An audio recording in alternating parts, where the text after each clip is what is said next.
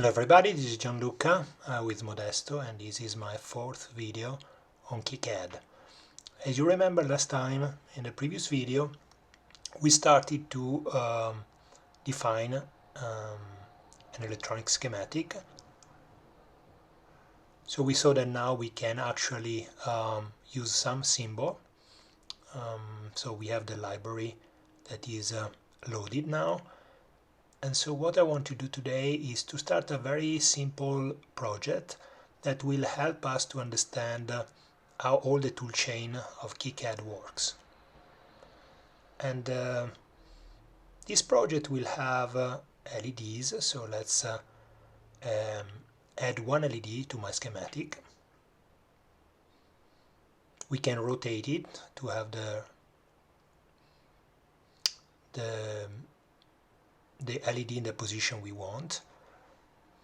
We want to have also a resistor that we put on top of the LED. And then, as you can see, you can duplicate the components. So you don't need to go to the components icon and to get a new one. You just copy and paste or duplicate what you already have in the schematic. So we have this kind of column with a resistor and 3 LEDs, and then we can copy all the column to create a new one, a duplication of the same. You see how easy it is to do that. And here we go, we have all the components I need for the LEDs.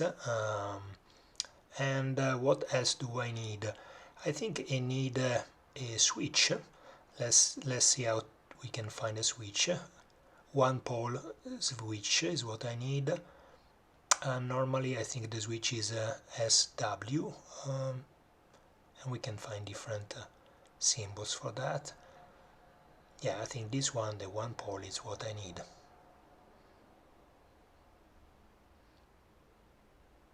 So I put this symbol in my circuit, and then the other thing that I need is a connector. So this circuit is supposed to get, in my mind, is a 12 volts from a battery. So I need a connector that will have a 12 volt in one pin and ground in the other one. So I position also this component. And then I go to the wire and I start to connect one component with another one in my circuit. I want the button of this circuit to be connected to one of the pins of the connector. Let's say to the pin 1.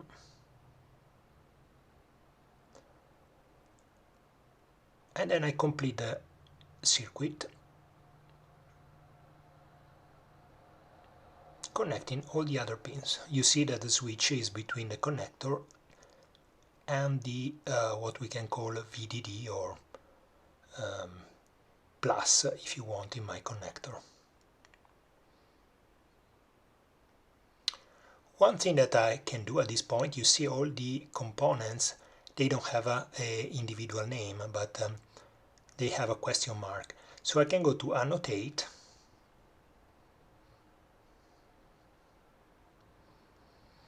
and here I have several options in the way now I can do the annotation. But basically this operation is going to give to each component a single identifier. As you see, we have in this column R1, D1, D2, D3, and the second column R1, D4, D5, D6, and so on.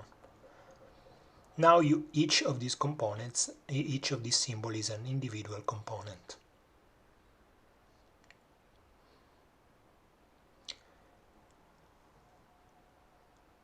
The other operation that I want to do, that is important to do, of course, is to define a ground that will be placed on the button of my circuit and is considered also like a component here, a symbol. So I will connect to the button of my circuit. And finally, the other very important thing to do is to define what are the power pins in my circuit. Okay, the power pins are indicated with a power flag that I can get as a symbol in my library.